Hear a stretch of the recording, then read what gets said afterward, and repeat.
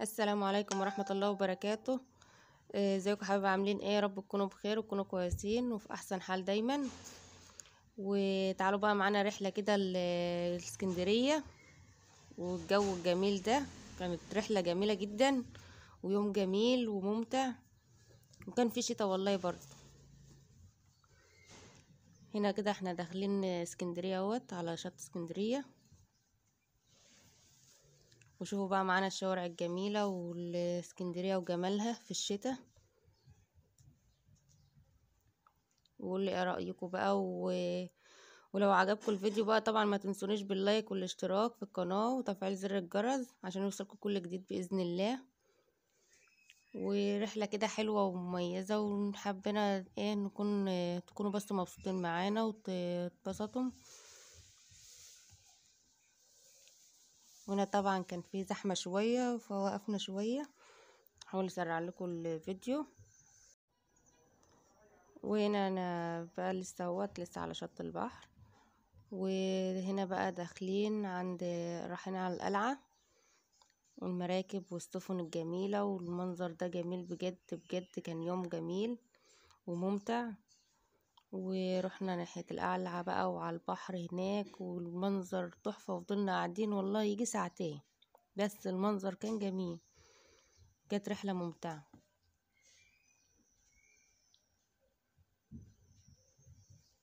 طبعا عودة وجودي مبسوطين من المنظر وفرحانين.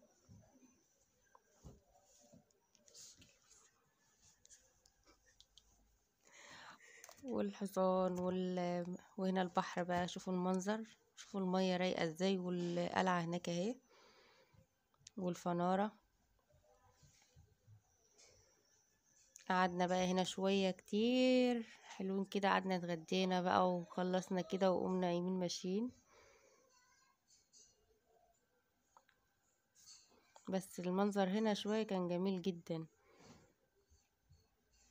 وعدي وجودي.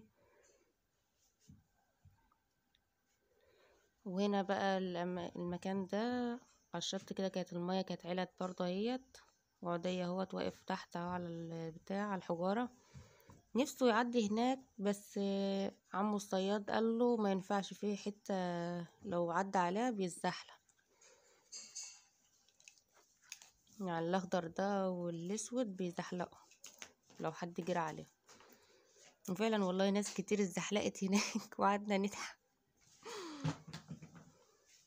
شوفوا هو بيمشي بالراحة خالص على مهله.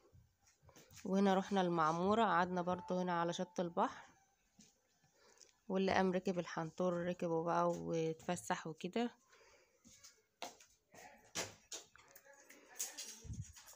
ماشي. وهنا بقى كده انتهى الفيديو بتاعنا معاكم.